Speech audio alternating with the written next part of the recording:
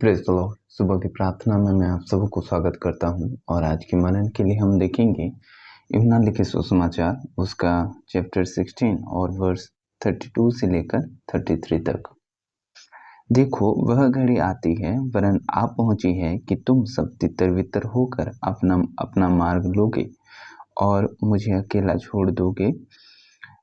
तो भी मैं अकेला नहीं, क्योंकि पिता मेरे साथ है।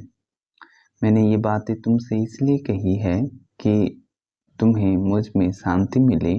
संसार में तुम्हें क्लेश होता है, परंतु ढाढ़स बांधो, मैंने संसार को जीत लिया है। जब परमेश्वर पिता अपने पुत्र के द्वारा सब कुछ समाप्त करने वाला था, जब प्रभु यीशु मसीह ये चीज जाने कि परमेश्वर पिता ने जो काम मुझे दिया है वो सब कुछ पूरा होने वाला है, और एक वचन था जो उस समय पूरा होने वाला था, जो लिखा था कि भेड़ी की चरवाहा को परमेश्वर मारेगा और भेड़ तितर बितर होंगे। और जो भी प्रोफेसी प्रभु यीशु मसीह के बारे में लिखा गया था वो सब कुछ पूरा हो रहा था। और जो व्यवस्था में उसके बारे में लिखा गया था, भजन संहिता में उसके बारे में लिखा गया था, भविष्यद्वक्ताओं के बारे में, यीशु के बारे में लिखा गया था, वो सब कुछ यीशु को मालूम था और वो सब कुछ उस वचन को वो पूरा कर रहा था।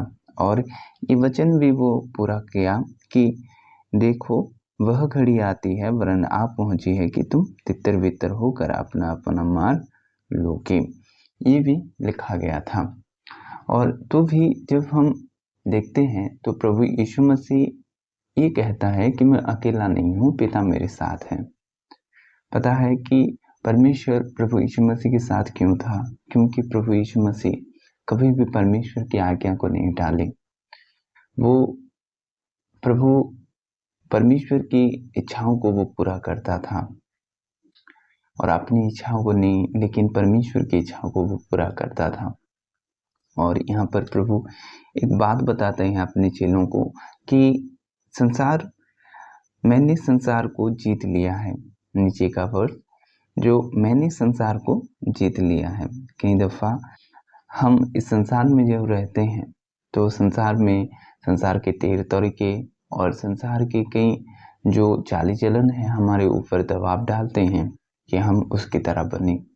लेकिन प्रभु भी इस संसार में रहा, अपने चेलों के साथ रहा, जिन चेले उनके ऊपर भी कई बार उनको प्रभु को ये प्रूफ करना पड़ा कि वो मसीह है, कहीं चिन्ह चमत्कार दिखाना पड़ा।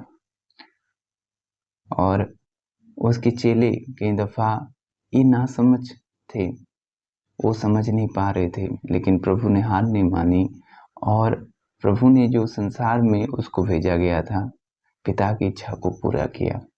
वही यीशु आप में रहता है। और जब हम अभी भी संसार में पाए जाते हैं, प्रभु ने हमारे लिए भी विनती करता है कि हम इस संसार में जब तक हैं प्रभु की इच्छाओं को पूरा करें। संसार के तौर तरीके, संसार के चाली चलन आपके ऊपर दबाव ना डालें कि आप संसार की तरह ना बने। आप अगर संसार की तरह बनोगे तो परमेश्वर आपको कभी एक्सेप्ट नहीं कर सकता, क्योंकि परमेश्वर सांसारिक नहीं है, वो आत्मिक है। प्रभु इस वचन से आप सबों को आशीष करें। हमें अभी प्रार्थना का समय है, मैं आपके लिए प्रार्थना करूंगा।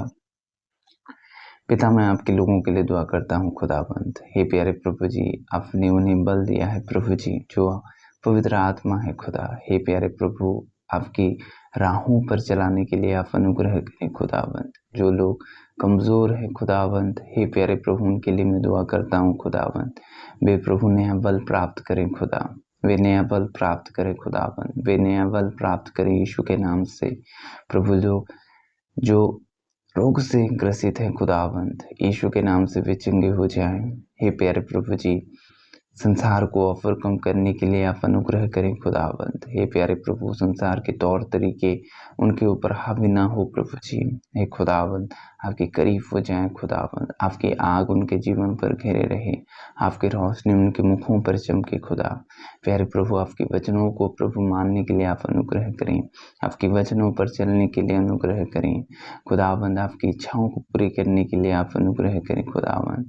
हे प्यारे प्रभु, आपकी शांति हो उनके जीवन पर खुदा, आपके प्रेम हो उनके जीवन पर खुदा, आपकी आनंद हो उनके जीवन पर खुदा। प्रभु, वे जो भी करे खुदावंद सिर्फ आपके लिए करें खुदावंद, सिर्फ आपकी महिमा के लिए खुदा करे खुदावंद, ऐसा अनुग्रह करें।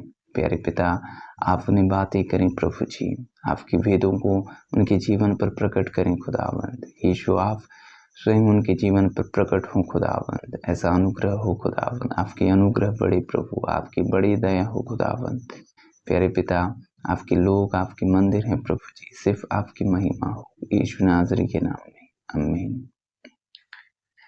God bless you.